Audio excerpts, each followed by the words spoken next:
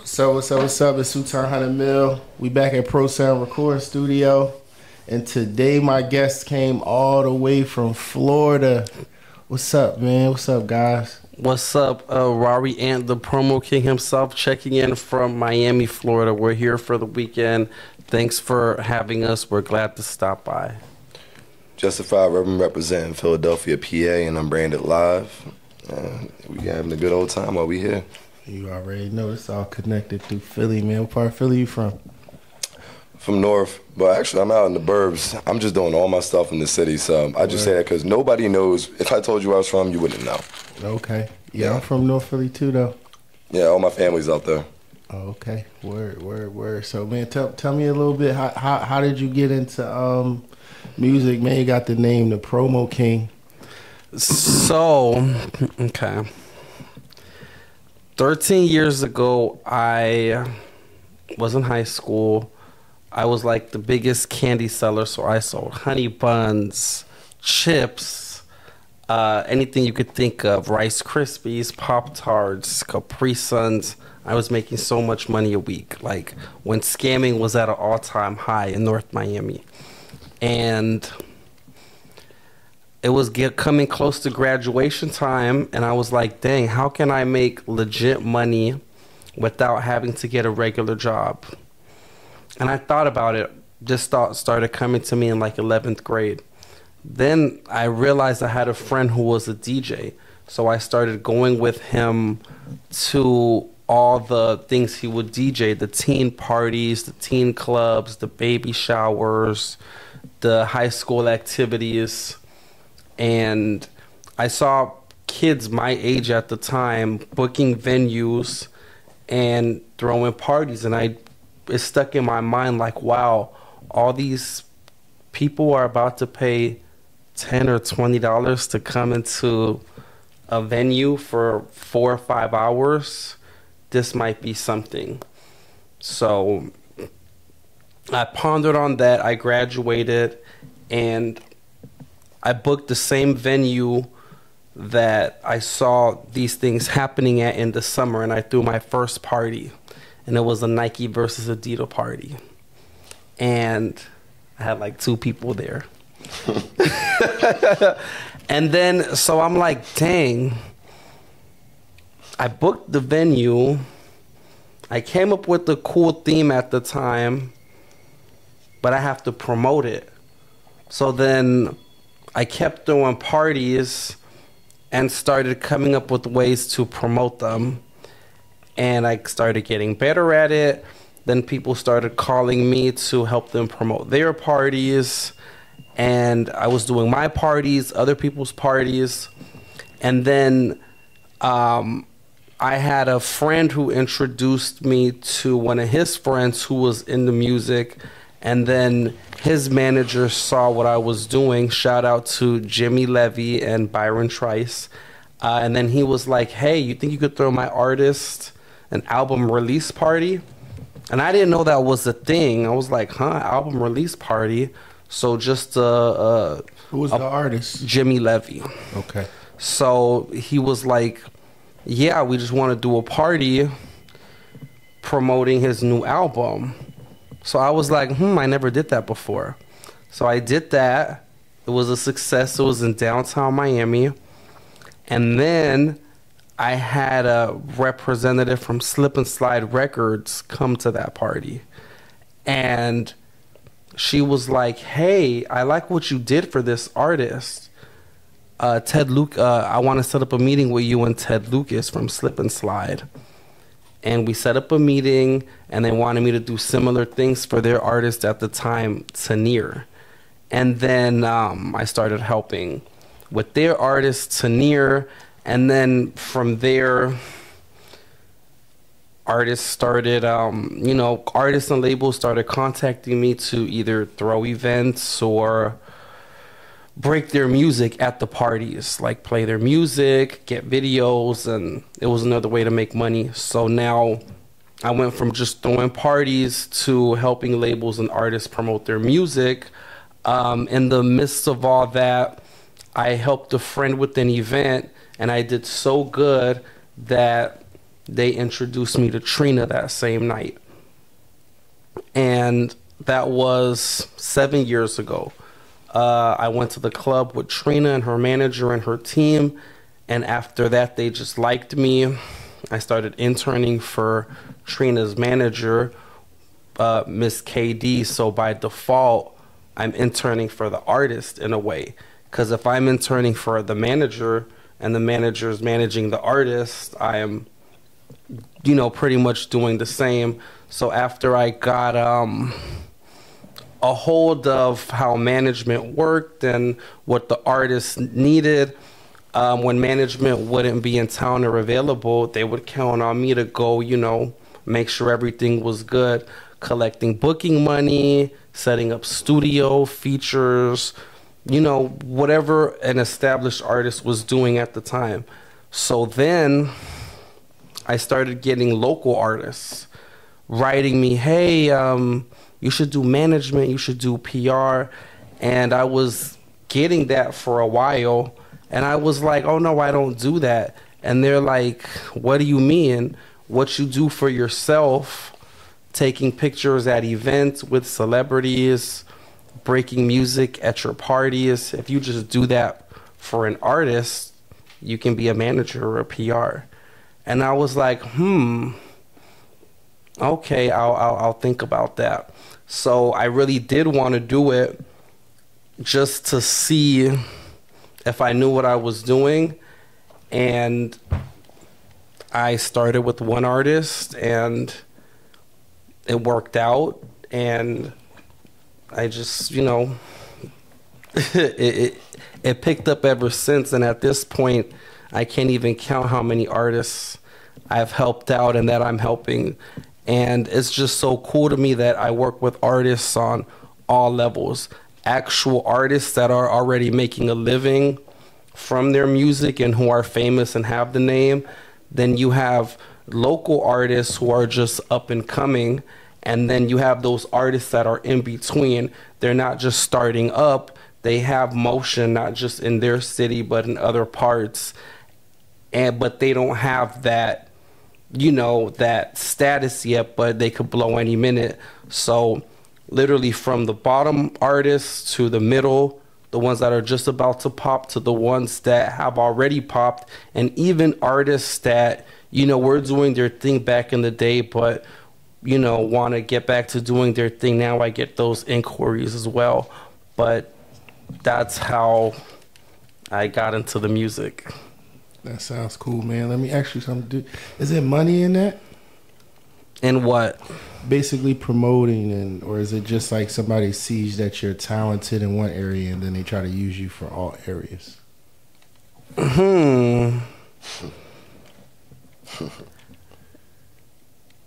So, yes, there is money in it.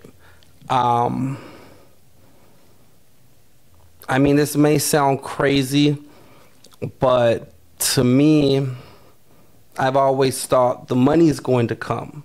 As long as I'm doing something that I like, if I can build my reputation and my name and my brand and show what I can do, I'll get so good at it that, you know, I can make money, charge what I want, figure out loopholes and ways to, you know, monetize this. People will use you, you know, but you have to have an end goal and be really aware of what's going on.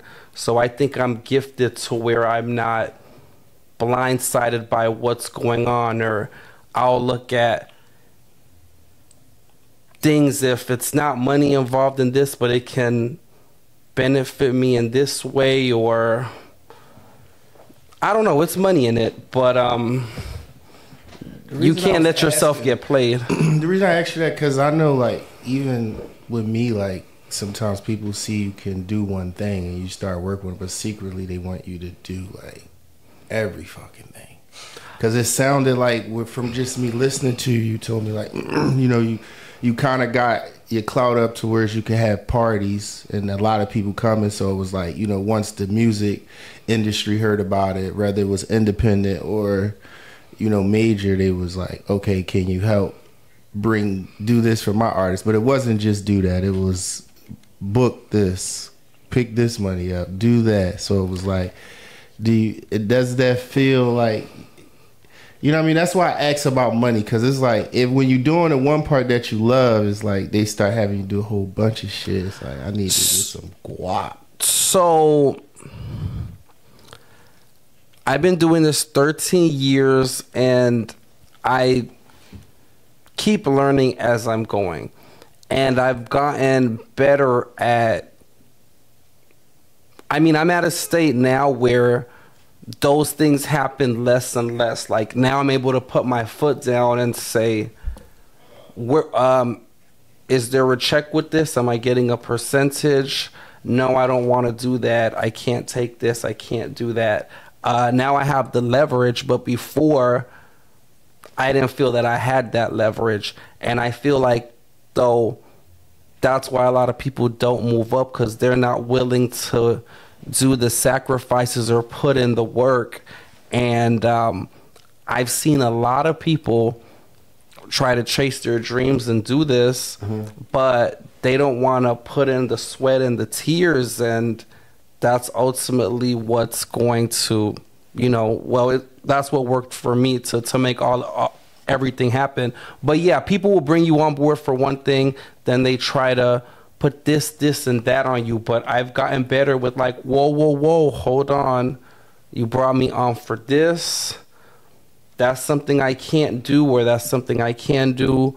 I don't know. I'm getting better with that, but I'm not like naive like I was before, just taking on everything just because the opportunity. I was there, but yeah, it happens. But now I try to maximize everything as best I can. So yeah, but you'll get stuck in that rabbit hole if you don't understand what's going on. So I've been to Miami Beach. I've been to Miami a little bit, but like I don't know, like North Miami and everything. So like, what part is North Miami?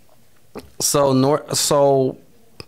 Miami's broken down into a lot of different parts. You got Miami Beach and South Beach, which is like where like all the tourists go to. Right. Then you got down south, you got Kendall, you have North Miami, you have North Miami Beach, you have Opa-locka, you have Overtown, you have Liberty City. Like, it's a bunch of cities in a city. So my city was North Miami. Haitians, scammers, drug dealers, all that. So that's what I grew up around. But I never fell into making money that way. Like, I've never done a scam. I've never sold drugs. But everyone around me, they're doing this. And, I just sold my snacks, threw my parties, and made money any way I could. But, yeah. Let me ask you something. So by having all these different things around you, if an artist was to, come around you and then tap in, how do they stay? How do you keep them a course on, just the music and the promo, opposed to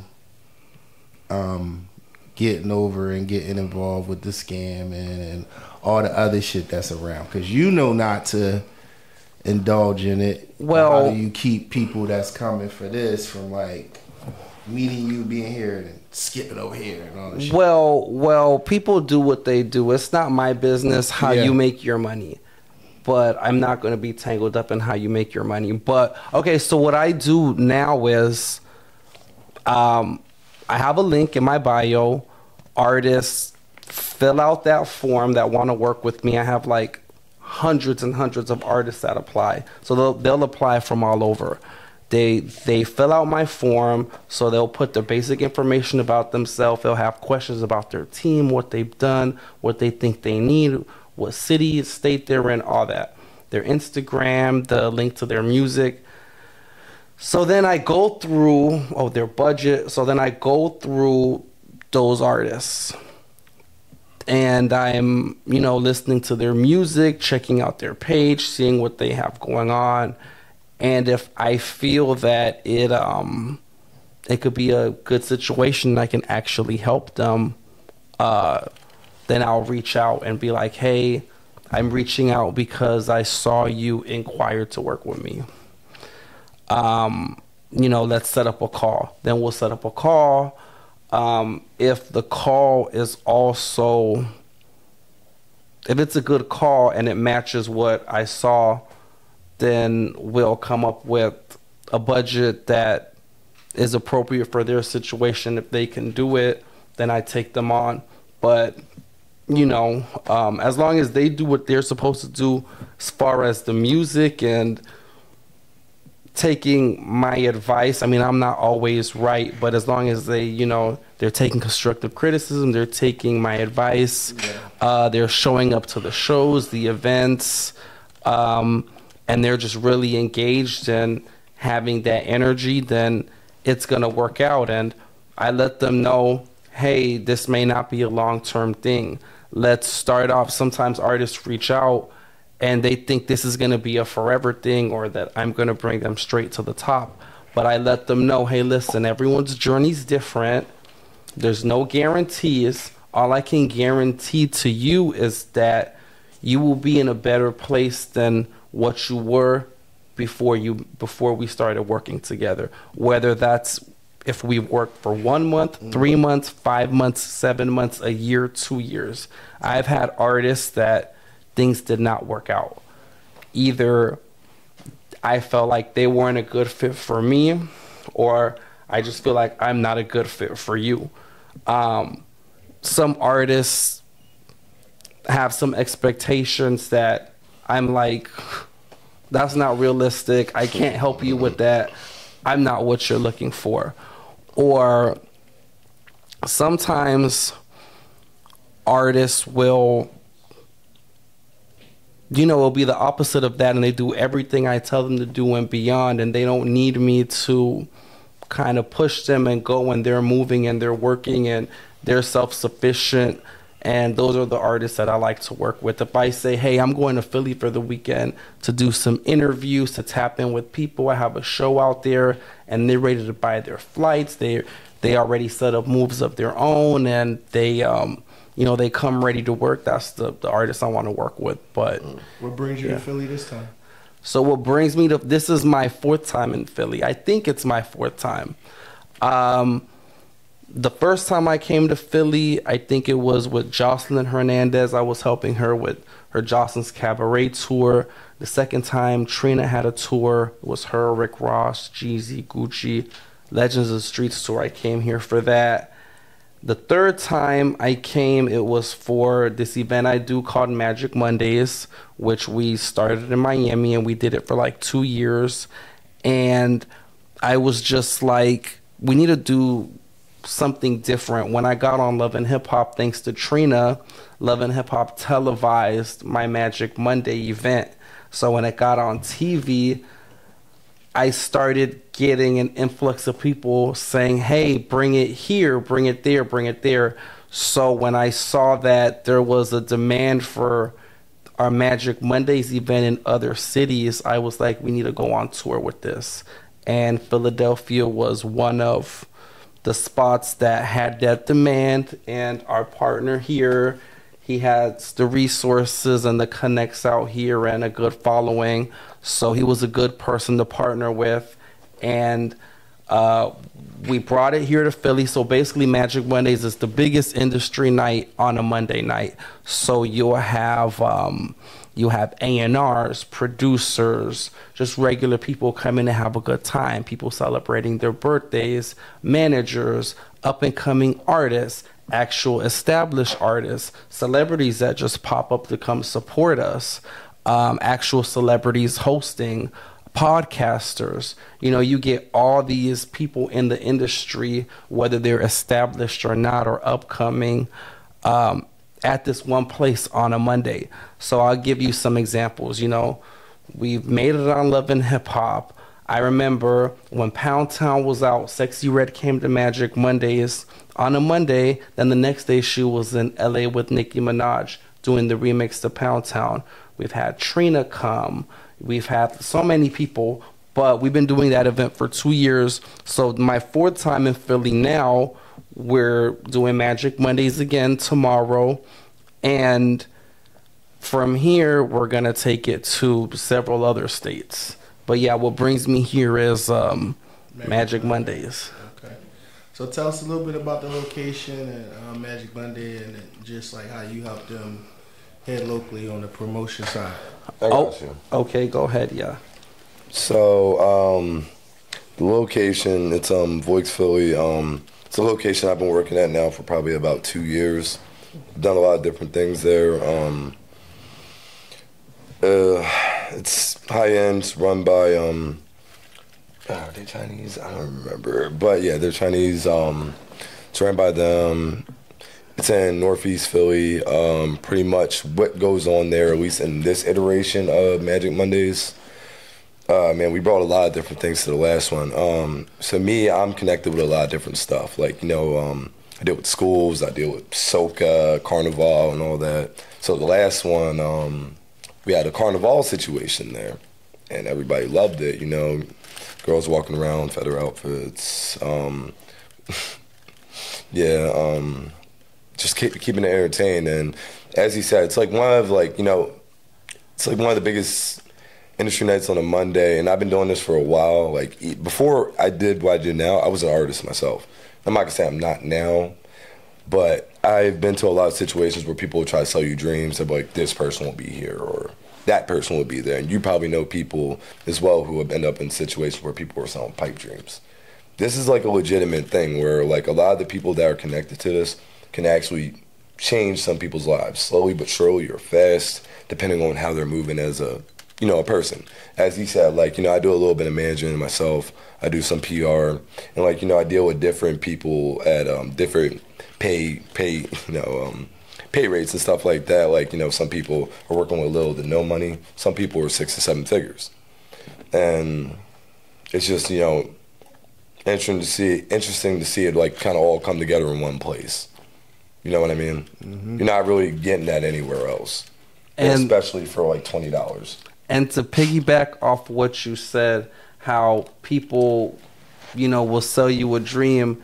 This isn't us selling you a dream. Like, let's say you're the last artist, and I'm still there watching you, and I like you, and I want to push you, whether you have a budget or not. I've got artists on their first tours in different states, and everything I'm saying is no exaggeration. I have all the receipts. I've got artists, their first record deals with major labels with little to no following. I've helped establish artists on their tours. I've got artists on national TV, then performing live. I've got artists on their first red carpets, their first award shows, and the list goes on and on. I've got artists, viral press. When the major concerts come into town, they're calling me. When the major shows are coming to town, they call me. When the celebrities land in Miami, they call me. So, and I'm even requested in other states too. And I mean, if the money or the opportunity's right, I'll go for it. But yeah, it's not selling a dream. Like, this is real. So it's if the opportunity itself. Yeah. So if you play your cards right, people like us, Bonnet 305, who's behind the scenes right now, we can really help you change your life for real, like no exaggeration. Yeah, and like even with me, like so like I said, I'm involved in the community a lot. I'm involved in the schools. Like I got invited to city council and all that in Philly. I got artists that don't even never been connected to this type of stuff. Like you saw the event I just did. I did Dobbins. Mm-hmm. Okay, there. 22nd Lehigh. Just did a block party there. I had like 8 artists. Amazing situation. Yeah. Some of the artists, never even considered doing stuff like this before, and it's like, as far as doing some of the stuff that me and him do, there is you can really make things better for a lot of people, make things better for yourself, depending on how you go about it, because there's so many different ways you can swing it. And it's like me and him are on 2 different sides of the spectrum. Like me, I'm relatively new in this. Like I've been doing this probably for 2 years. And, obviously I started out kind of in a similar situation as him. Like, first event probably had 10 people. then I've had some events that were so congested you couldn't even move. You know, like shoulder to shoulder. So how did you, like, what advice would you give to somebody that's doing parties and they haven't been able to cut the corner? Like, what would you tell them? Get creative. Don't mimic what everybody else is doing. Because, you know, you try keeping up with everybody else, you're just going to do what everybody else is doing. So always come up with something new. Throw some type of flair in there. Like, first Magic Mondays. Who would have thought some soca situation would be in there? You know what I mean? Like, interesting. Keeping it, like, spicy, throwing some stuff in there that most people wouldn't do. You got anybody saying it? What you said is absolutely right. You know, if you want to get into throwing parties, you got to be different. I've done some crazy things. Like, I remember I did a party called Starship Saturday, just to give an example. And the flyer was like spaceships and aliens, and I ordered alien masks, printed out the flyers, and we were going out for a month passing out flyers in alien masks, and people were like, what the fuck is this? And guess what? I had hundreds of people there. Like, I would just come up with these things and themes that people are not doing, and I think that's really how I got my name in the parties. But I haven't done things like that in a while, but I want to start back doing it again. But you just have to be creative and not worry about the competition, to be honest. Like, in Miami, I know I'm the wave. You get what I'm saying? I don't care what anybody's doing. I don't care who's doing what on this day. If I want to do something, I'm going to do it. And if I really try, people are going to be there. It's enough people in the city for everyone to have a successful party. You get what I'm saying? So, yeah. I'm an indie artist. I'm going to test you out, King. Another thing, too. I'm an indie artist, and I touched down in Miami. And I say, well, I got $10K, and I got 2 days. But $10K is my whole budget, and I got this song. I got my single. What could you do for me?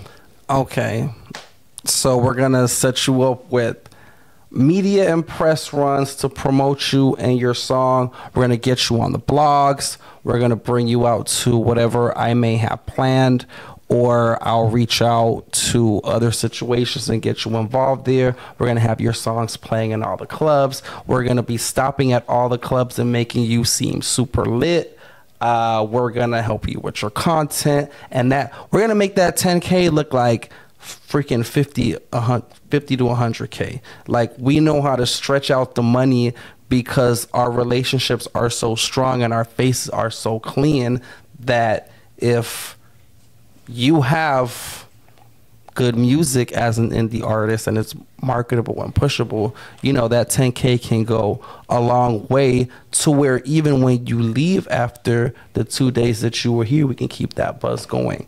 And it won't just only be in Miami, you know, because of social media now, we have people in a bunch of different cities and states tapping in. So those 2 days can really turn into who knows how much long a promo.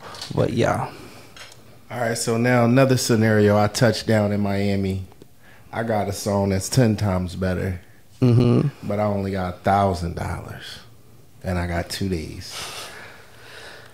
I mean, I got this song. Like, I mean, this song literally, when you hear it, like, you can't help but, like, go off. I mean, listen, money goes a long way, but also you have $1,000. If I really like you, if we have a relationship, you know, if it's something about you, you know, I don't have to do this, but I always tell people, you know, with this amount of money, I'll work with this amount of money because I like you. But I know you're going to get like triple times worth that. Like, I can make your 1,000 seem like 5,000. Now, how we're going to make that $1,000 stretch, I have to really like you because I'm going to have to call in favors. Yeah. I'm going to have to do... You're going to walk away owing money. Yeah, and because the shit costs more than that. Like the period, some of this shit just it costs to live, motherfucker. Period. Yeah, so I'm out all the time. If I'm not booked or paid or it's a serious situation, I don't leave the house. But I'm saying it's a song. The song is lit, and you got a call from a cousin. You know what I'm saying? And it came with the artist, and everything is right here. You feel me? Like you got this band. Like, do you just say keep the band? Can you still make something happen? Because like, if you would say it's not, I heard you say earlier, it's not about money. It is. When I say it's not about money, that's with me. My personal platform, my opportunity. You get what I attach myself with. You gotta have, like, I'm really okay. How do I break this down? I do more PR and consulting than management. If I'm not your manager, I don't have to be that invested in you. But you need, ultimately, no matter how you look at it, you need money, whether it's your own money or a backing. You need money to get yourself out there. You can have the best song, but no promotion. Like, you need promo. Like, you got to get it out there.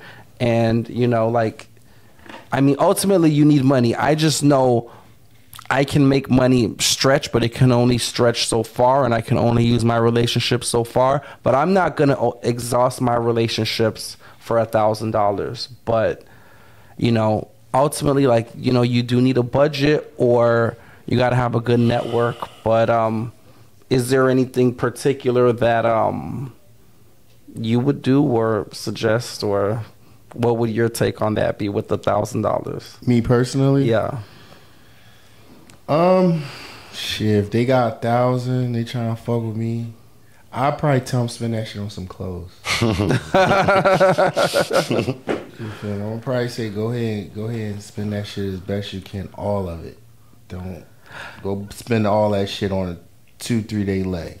Right, because and that's still gonna be tough, but I'm gonna just see what they do, and then that point I'm gonna see how and who would probably take a liking to them. I mean, you got, like, for me, I'm always gonna think, like, if I know 5 different people and an artist come around me, I'm gonna think, like, who likes this type of artist? That's already, so I would know, like, when I know that much about it, probably don't really cost shit. If I know who's gonna like you, then I could just get you around that person, then you golden. You feel me? Yeah, with $1,000, it's like a dice roll. Like, the only thing I would tell them is shoot a music video, then use probably the rest of that to get on just big platforms that promote. Yeah, that's the best you can do with 1,000. I mean, listen, I've made people's $1,000 go a long way. If you're smart, which I'm a genuine person that can catch on to this. If I was an artist with a thought, like, I don't know, I'd build my relationship with somebody like myself. But imagine the scenario is you already got the song. You already got the song. Okay, so you have the hit. You got the hit. Uh-huh. You feel me? Like, this bitch just need to be, the right person need to hear this motherfucker right now. That's one of those. That's the, like, I think if you got a promo situation, you got enough money, that's gonna cost. But like, at this point, if somebody drop that band, I'm like, I gotta see who's the quickest thing I could put this in hands that I think would take a bit that would be interested, at least. But sometimes who you can put it in front of, and sometimes rather that just be a studio owner, because you might know fucking 50 studios. Like, yo, if I take you over to Sultan studio, he gonna fuck with you. You feel what I'm saying? But that might be the only thing I could do with you. But the thing is, you can't get no club action for a stack. Mm-hmm. But yeah, you're right. But the thing is with that, I also look at if I bring you around, I could bring you around one person with $1,000, and I know you guys will have chemistry, and that person will like your song. But once I tap you into that person, what's gonna happen with me? Your $1,000 now is gonna go, like, you might get a label situation. This person's gonna tap you in with other people. You don't know what's gonna come from that. So sometimes you know, if I don't feel comfortable to where like the business isn't going to be right with me for blessing you to work with $1,000, I probably won't even do it. If I feel like, dang, I know bring you around this one person is going to turn you up 10 times that $100, 50, I mean $1,000, 50 times that $1,000. But if I don't feel confident that you're going to do right by me, then I won't do it probably, most likely. Because what I've learned is everybody is gang and down for the team and for the cause, and you know, everyone's gonna so-called make sure you're good. But now when the labels get involved and the money situations start coming up, people start to question, oh, why should you get 15%? You got any situations like that? Yeah, but I don't want to speak on them. But yes, I have. I've had situations where people have gotten situations off of things that I know that I've done, and now it's... You didn't get compensated. Well, I got compensated, but not what I think that I should have. And it's a mystery. Like, I find out all these offers are coming in a week later, you know? So, but yes, I've had situations like that. The transparency's not there. Yeah, I've been in situations like that myself. That's why I'm more worried about who I help, even for the money, because it'd be like a lot of shit could come with it.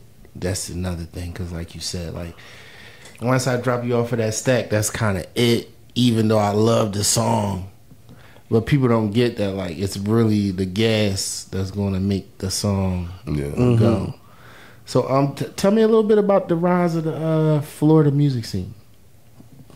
The rise of the Florida music scene, what can I say about it? It's a lot of talent in Florida, but... I mean, it's like Rod Wave, X-Time. I seen you even Kodak Black. You got a relationship with Kodak? I mean, he definitely acknowledges me when he sees me. Kodak has a song with my brother. They even have a music video, like My Blood Brother, for real, many years ago. I just helped out with... Kodak had his first headline show in a while in Miami at the James L. Knight Center. And, you know, I helped out with some things with that. You know, and I've been a part of a few Kodak situations after they've been put together, you know. But, yeah, I mean, there's a lot of talent in Florida. I mean... What can I say? Everyone's journey is their journey, and I'm just, I guess, concerned or worried about the people that I want to see win or that I'm working with. But I don't know. What can I say about... Like, is there problems in Florida, like, basically... You helping this guy, he got problems with this guy. Well, okay, so I didn't say this earlier, but part of my screening process, I don't care how talented you are. I don't care the budget you have. You can have $50,000 in front of me, whatever. If I think my life is going to be at risk with you, if I think putting you on flyers is going to be a liability to me, if I think that I'm going to get caught in the crossfire of your mess or even being affiliated with you, then I'm not gonna do it because my life isn't worth it. But one, I mean, you can have your problems with people, but if it's a public thing and it's, you know, I feel like it's serious, you know, I'll be cordial with you, but I'm not gonna work with you. I don't put 13 years. I don't have these kind of problems. Like, I barely have problems in general because I know people and I kind of know how to keep people who needs to be kept at a distance, who can come around me, who, you get what I'm saying? Like, I'm not ready for the smoke, so I don't even entertain it, or I don't care what the money is. I don't care what the talent, like how much talent you have. If you're out here, you know, having ops and, you know, you're just a liability, I can't be around you and you're not a good fit for me. And I've had a lot of those situations. Yeah, if you're public enemy number one. Yeah, I'm not bringing that pressure to myself. No, thank you. Best advice, worst advice you've received from somebody in the music industry?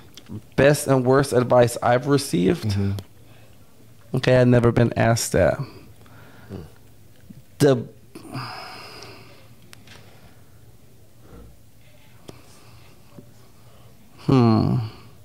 want to give you two good ones. I'm trying to think.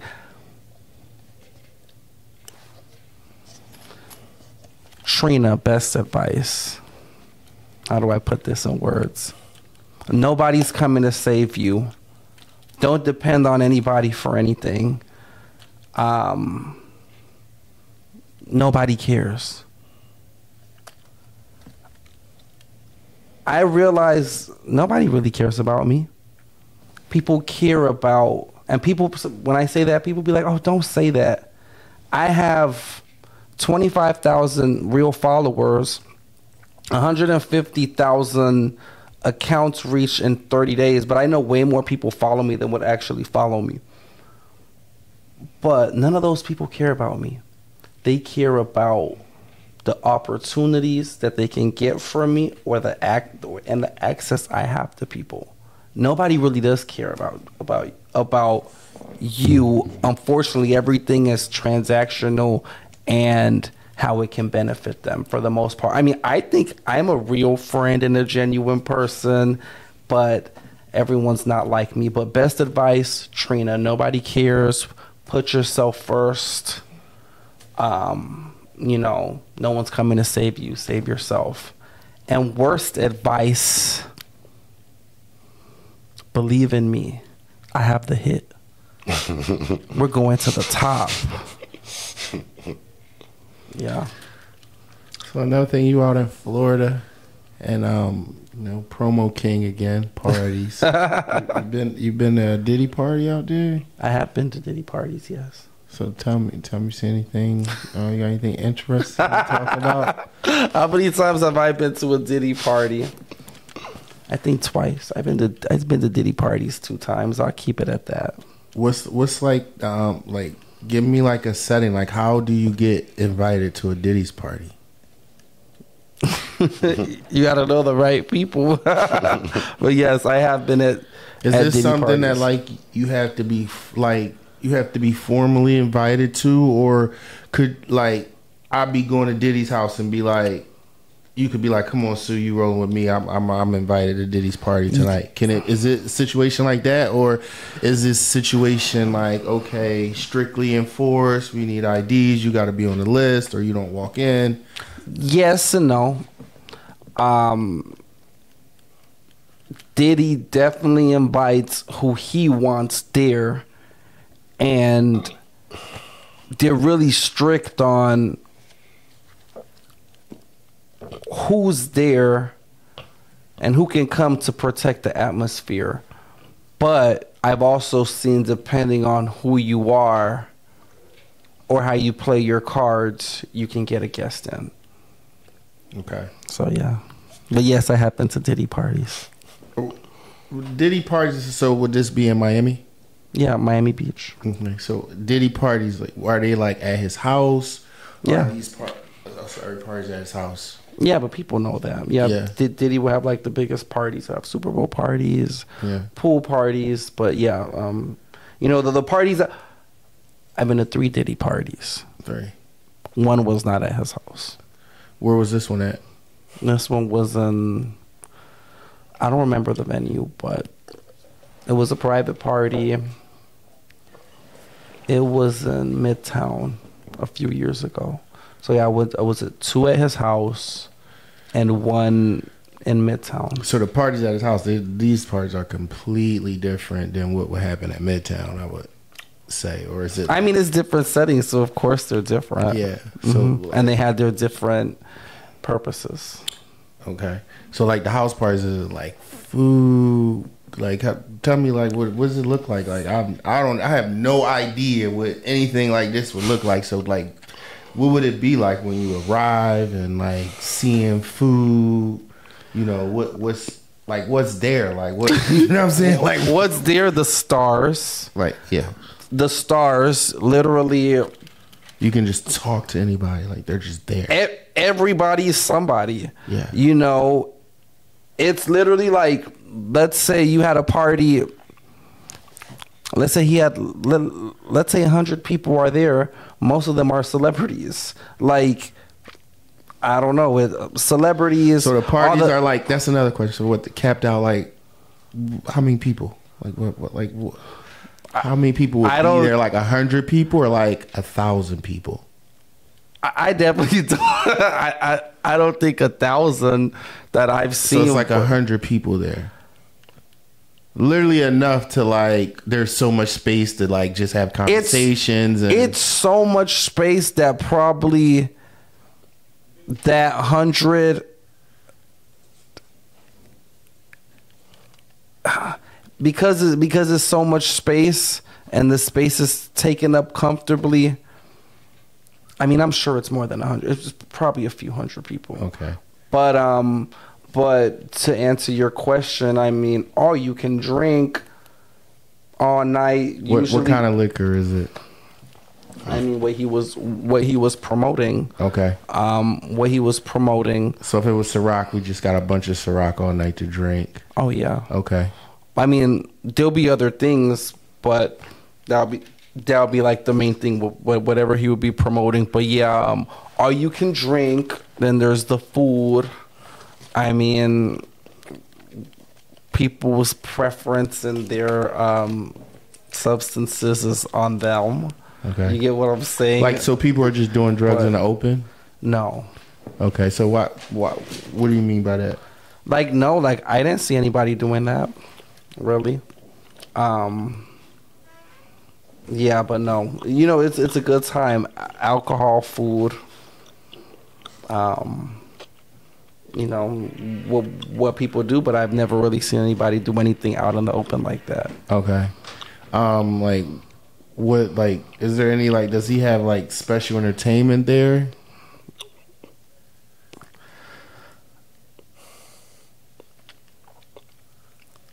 I mean, I don't even know what special would be because I've been special entertainment. Like, does he have like strippers there? Not that I've seen dancers or anything like that. Is it just like all just regular people? Mm-hmm. But I mean, big TV screen probably. Nothing out the ordinary. Okay, so all the stuff that they got in the news, like that's just not happening out in the open. I haven't experienced the things they speak of in the news or the blogs. I haven't had that kind of experience. My experiences were very positive and normal. So like, what do you see? Like, so just like going there is just like normal party, just got maybe some better amenities, better location, better people, but that's... Well, no, I mean, who wouldn't want to be at a Diddy party? I mean, people want to be at Diddy parties. Like, you party all night, what are you have a good time. Like, you know what I mean? Because, like, if I go to somebody's house, they party, like, when I get there, I'm thinking, like, okay, like, what am I about to get? Like, you know what I mean? Like, are they pouring 1942 in this motherfucker? Like, you know, what kind of food are they serving? Like, everything high, you know, end. Is there like, you know what I mean? Like, girls are just running around naked. Like, what is the perks of when you get to Diddy's crib? Everything is high end. Yeah. But those experiences that they speak of in the blogs and the news, I haven't had those. You didn't see those. All right. All right, man. So, what's next for Promo King, man? After Magic Monday, what's next? Okay, so I have to go to LA Okay, so today's Sunday. So from Sunday to Tuesday, I'm in Philadelphia. I get back to Miami Tuesday night. Then Wednesday to Monday, I'm in LA for the BET Awards and a bunch of other events. So I'm out of town all this week pretty much. I'm just in Miami back for a day. And to be honest with you, I can't even process what's next because of this week. but I've been doing this 13 years non-stops, no breaks. You know how sometimes people will be like, oh, I'm going to take some time away from this to get my life together, or I have a baby on the way, or oh my God, I'm getting evicted, or oh wow, whatever. Anything that happened, I still always did what I was doing. I've never had a break, a vacation. I've been doing this consistently back to back to back to back to back. It's always something, like literally every single day. Even when I think I'm not doing anything, like the other day, I thought I was going to have just a chill day on a Saturday. I was just in bed. I was in bed and I'd get a phone call. Oh, Robbie, what are you doing? I'm in bed. Get up now. Ruby Rose needs you. Oh, Ruby Rose? Haven't worked with her yet. Glad to go meet with her today. And now me and Ruby Rose are locked in. But it's always something, you know. I don't get a break. What's next? Follow me to find out. Rariant, RARRIANT on Instagram. Because I don't even know everything coming up. Sometimes I'm like, damn. So sporadic. You know, I'm here with you and I'm like, oh, wow. You know, I got the opportunity. I'm like, oh, yeah, I'll be right there. You know. Yeah, I see all this happen quick. Yeah. I mean, I see y'all definitely on it about y'all business. It said this was 3 hours from where we were. And regardless, I was going to come. But then we put the route with the tolls and it was an hour and a half. But that didn't matter to me. It could have been 4 hours. I was coming. Well, I appreciate that, man. Definitely, man. I commend you. You know, 13 years is tough, man. I understand what you're saying when you say, like, you know, just going straight, because I've been on a journey as well. Mine's been 15 years straight. So I understand, like, you know, how it is and, you know, how you got to keep going. And, you know, parts of the game, people do take advantage of you. But you do learn each and every time. You learn from the naiveness and being down to do everything. Then you start to understand of, you know, what you're supposed to do. And, you know, like you said, being present. The different phases of situations is really key to, you know, success in this and the consistency. Yeah. You know what I mean? So there's a lot that comes with this. You and me have been this industry, if you let the politics get to you, it will break you down to the very core. Yeah. You gotta have resolve, you gotta be cold, you gotta be calculated, you have to know what you're doing. You don't necessarily need a plan, but you have to know how to act under pressure. Yeah. You have to know how to make last minute decisions. And then to piggyback on something you asked earlier about for promoters, or I forgot what the exact question was, but was it the advice? No, not that. It was about for people trying to get into promoting or something like that. Okay. One thing I did learn is there is power in numbers. As far as people, like, you know, who do promoting goes, there's like this egotistical thing. It's like, well, if I work with this person, I'm gonna make their brand big, or whatever the case may be. There is power in numbers, and there is power in being genuine. And honestly, you know, I've been working with different brands, different people who do what I do. Shit, me and him do the same thing. We clicked up, we just do it in different states. So now, because me and him clicked up, we're looking to take this shit all over the U.S. You know what I mean? Like, it's just, there's power in numbers, there's power in not having too much pride, you know, just focus on what's in front of you. Focus on how can you be better? How can you make this better? How can you make this interesting? How can you make it different? And, you know, I like what you said. There's power in being genuine. If I don't like you, I'm not going to work with you. I'm not going to take your money. I don't care.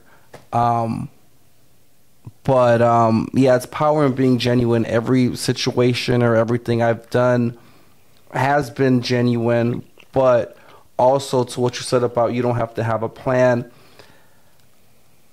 You gotta have a direction. Yeah.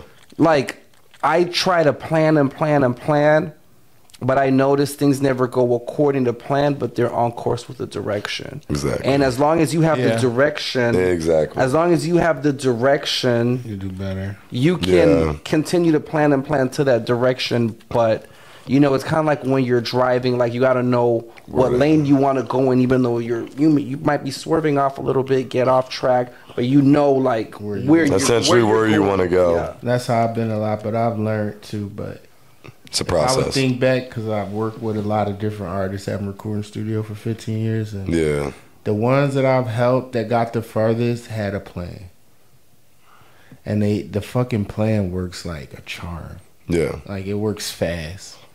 Yeah. You know, when you got a plan, it kind of, I think what the plan does, it eliminates a lot of bullshit for you. So, like, a lot of people can bullshit you and play with you if you don't have scheduled shit to do. You know, I'm going to rewind what I said. I've been you know what? The plans are accurate, but it's also direction. Not everything goes according to plan, but you know the direction.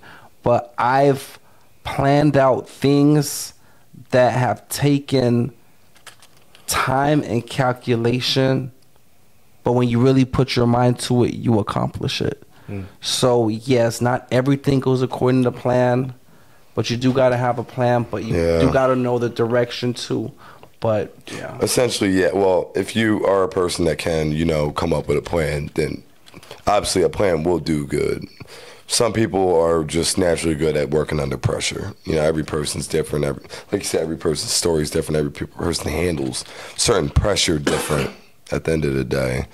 But honestly, you know, from my experience, I'm not a person who plans, but I work with people who plan. You know what I mean? So it's like, if you're not that type of person, that's when you build a team. Honestly, my life and my situation and stuff in my brain started changing when I started asking for help. Because there's things I'm really good at. There's things I'm really not good at. So what do when you're trying to build something up? You build your team up and you fill in the voids to where you're not good at. Like, you know, I'm not good at scheduling. Find someone who's good at scheduling. I'm not really politically correct. Work with someone who's politically correct. It also depends on direction you're looking to go into and what you're doing at the time. Like me personally, I'm not gonna lie, I do a little bit of everything, bro. I work in schools, I work in nightclubs. You know, I'm just trying to help out wherever I can, you know, providing opportunity and stuff like that. But yeah, I mean, essentially though, going back to the whole crux of it, plan or no plan, I guess at the end of the day, it depends on the type of person you are. Because not everybody can work under pressure. And not everyone can execute a plan. Or they don't have the resources to execute their grand plan. Yeah. And then a lot of people will get discouraged and, you know, but that's what the scams. I tell a lot of people are just dealing with the wrong people. Yeah. Sometimes why it makes sense to deal with the right people and wait on the right people is because working with the wrong people can actually discourage you. So then you don't even know if your fucking dream actually could work or would work. That's so deep what you said. You know, I see a lot of times where, let's say, people have had a big budget and then they've spent it all on the wrong person or the wrong people that weren't like the best fit for them. And then when they find the right people, now they no longer have that budget. And it's like, or they're scared to spend anymore because, you know, they were just so crushed by the experience that they had with, you know, whoever it is. Yeah. Yeah, man. I want to thank y'all for stopping by Pro Sounds, man. Appreciate y'all for doing the 100 Mil podcast. And, man, I wish y'all the best of luck, man. I hope everything work out for y'all on the journey, man. And shit, we'll be here for y'all if y'all ever need us. Oh, thank you. Same here. Thanks for having me. You know, love the space and can't wait to, you know, come back. And whenever you're in Miami, you know, let me know when, you know, whatever I can do to help, you know, I'm down. You're welcome to whatever I got going on in the city, man. Yeah, for sure. We definitely gonna tap in. Of course. Yeah. All right, that's it, y'all. Catch y'all next time. All right. Peace and love.